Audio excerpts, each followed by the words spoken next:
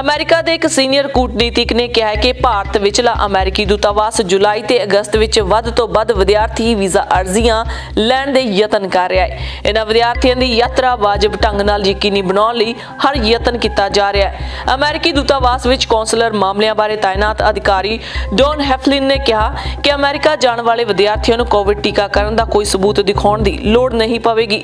ਸਿਰਫ ਅਮਰੀਕਾ ਲਈ ਉਡਾਨ ਭਰਨ ਤੋਂ 72 ਘੰਟੇ ਪਹਿਲਾਂ ਦੀ ਕੋਵਿਡ ਨੈਗੇਟਿਵ ਰਿਪੋਰਟ ਦਿਖਾਉਣੀ ਪਵੇਗੀ।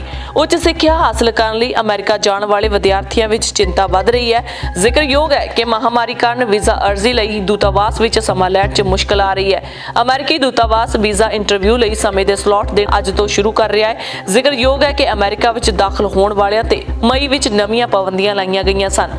ਅਮਰੀਕੀ ਸਫੀਰ ਨੇ ਕਿਹਾ ਕਿ ਜਿਹੜੇ ਵਿਦਿਆਰਥੀ ਆਪਣੇ ਅਕਾਦਮਿਕ ਪ੍ਰੋਗਰਾਮ 1 ਅਗਸਤ ਜਾਂ ਉਸ ਤੋਂ ਬਾਅਦ ਸ਼ੁਰੂ ਕਰਨਗੇ ਉਹ 30 ਦਿਨ ਪਹਿਲਾਂ ਅਮਰੀਕਾ ਆ ਸਕਦੇ ਨੇ। ਹੈਫਲਿਨ ਨੇ ਕਿਹਾ ਕਿ ਦੂਤਾਵਾਸ 1 ਜੁਲਾਈ ਤੋਂ 2 ਮਹੀਨੇ ਲਈ ਵਿਦਿਆਰਥੀਆਂ ਦੀ ਇੰਟਰਵਿਊ ਲੈਣੀ ਸ਼ੁਰੂ ਕਰੇਗਾ। ਉਹਨਾਂ ਨਾਲ ਹੀ ਕਿਹਾ ਕਿ ਅਮਰੀਕਾ ਦਾਖਲ ਹੋਣ ਲਈ ਟੀਕਾਕਰਨ ਦਾ ਸਬੂਤ ਦਿਖਾਉਣ ਦੀ ਲੋੜ ਨਹੀਂ ਹੈ, ਪਰ ਕਾਲਜ ਤੇ ਯੂਨੀਵਰਸਿਟੀਆਂ ਆਪਣੀ ਲੋੜ ਮੁਤਾਬਕ ਫੈਸਲੇ ਲੈ ਸਕਦੇ ਨੇ।